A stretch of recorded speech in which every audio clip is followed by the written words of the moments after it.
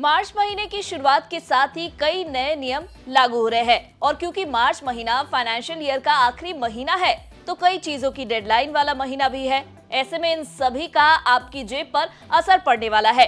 कुछ बदलाव Paytm payments bank, SBI credit card और फास्टैग केवाईसी से जुड़े हुए हैं। तो वहीं अगर आप एसबीआई अमृत कलश और वी केयर योजना में निवेश का फायदा उठाना चाहते हैं या टैक्स सेविंग करना चाहते हैं तो ऐसे में 31 मार्च आपके लिए आखिरी मौका होगा। तो चलिए देर किस बात की है, आपको फटाफट बताते हैं जरूरी बदलाव और डेडलाइंस के बारे में। नमस्कार, मैं हूं डॉक्टर तन्वी सिन्हा और आप देख रहे हैं बिज तक। हर महीने की पहली तारीख को ऑयल मार्केटिंग कंपनियां एलपीजी गैस सिलेंडर की कीमतों में बदलाव करती है और 1 मार्च से कंपनियों ने 19 किलोग्राम वाले कमर्शियल गैस सिलेंडर की कीमत एक बार फिर से बढ़ा दी है। मतलब मार्च के पहले दिन महंगाई का जोरदार झटका लगा है। ये लगातार दूसरा महीना है जबकि 19 किलोग्राम वाले गैस सिलेंडर के दाम बढ़ाए गए हैं। आईओसीएल की वेबसाइट के मुताबिक 1 मार्च से राजधानी दिल्ली में कमर्शियल सिलेंडर 1,759 रुपए 50 पैसे के बजाय 1,769 रुपए 50 पैसे के बजाय 1,795 रुपए में मिलेगा, जबकि कोलकाता में यह सिलेंडर अब 1,887 रुपए से बढ़ाकर 1,911 रुपए हो गया है। मुंबई की बात करें तो यहां पर कमर्शियल सिलेंडर का रेट 1,723 रुपए से बढ़ाकर 1,739 रुपए कर दिया गया है। वहीं चेन्नई में अब तक 1,927 रुपए में मिलने वाला सिलेंडर 1,960 रुपए 50 पैसे का हो गया है। हालांकि इस बार भी 14 किलोग्राम वाले रसोई गैस सिलेंडर की कीमतों में कोई बदलाव नहीं किया गया है। देश में 1 मार्च से दूसरा बदलाव सड़क पर वाहन दौड़ाने वालों के लिए है। दरअसल national highway authorities of India यानी कि एनएचएआई ने फास्टैग की केवाईसी अपडेट करने की आखिरी तारीख 29 फरवरी तय की थी और ये डेडलाइन खत्म हो चुका है।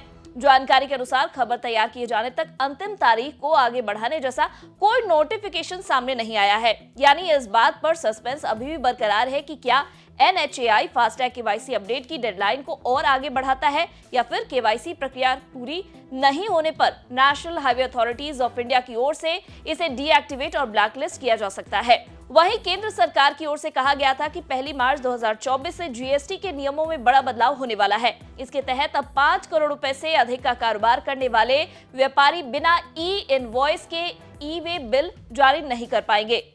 साफ शब्दों में समझे तो जिन कारोबारियों का सालाना टर्नओवर 5 करोड़ रुपए से अधिक है, ऐसे व्यापारी सभी B2B लेन देन के लिए ई चालान विवरण शामिल किए बिना ई वे बिल जारी नहीं कर पाएंगे।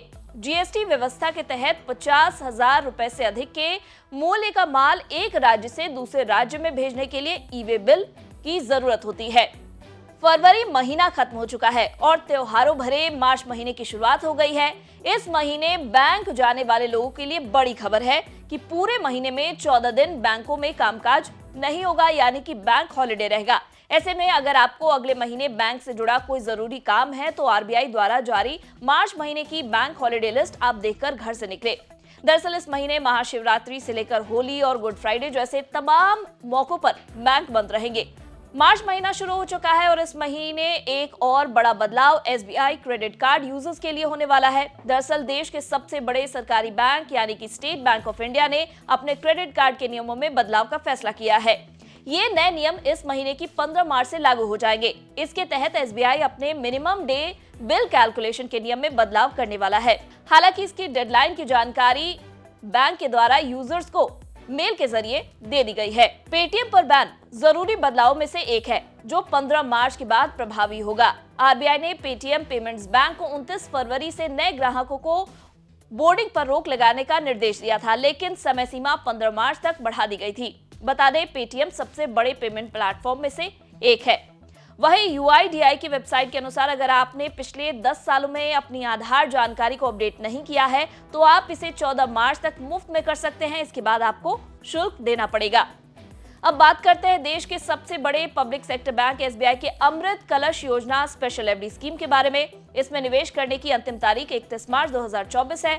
बैंक इस पर 7.10% ब्याज दे रहा है। ये एसबीआई की खास योजना है जिसमें 400 दिनों की एफडी पर 7.10% का ब्याज मिल रहा है। एसबीआई ने हाल ही में वी केयर एफडी स्कीम में निवेश की डेडलाइन 31 मार्च 2024 कर दी थी।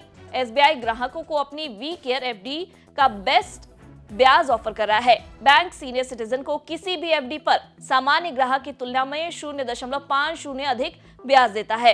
एसबीआई के वी केयर पर 7.50% ब्याज मिल रहा है। योजना के तहत न्यूनतम 5 साल और अधिकतम 10 साल के लिए निवेश किया जाता है। ये दरें नई और रिन्यू होने वाली एफडी पर भी मिलेंगी। पैसा बचाने के लिए लोगों को टैक्स सेविंग के लिए निवेश करना है। लोगों के पास टैक्स बचाने के लिए मात्र 31 मार्च 2024 तक का समय है। अगर आपको भी टैक्स बचाने के लिए पैसा निवेश करना है तो अब सिर्फ 1 महीना ही आपके पास बचा हुआ है। 31 मार्च तक आप इसे फटाफट कर ले।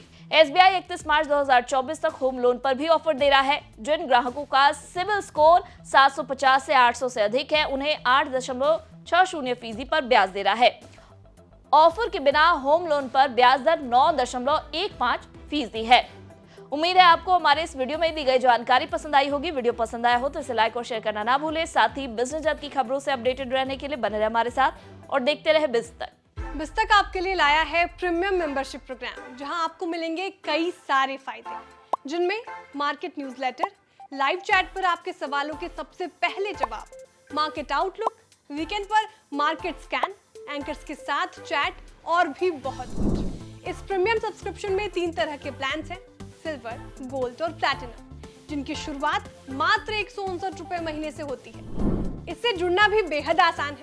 बिज़तक के YouTube चैनल पर जाएं, ज्वाइन बटन पर क्लिक करें और अपना प्लान सिलेक्ट करें। बस बन गए आप हमारे प्रीमियम मेंबर।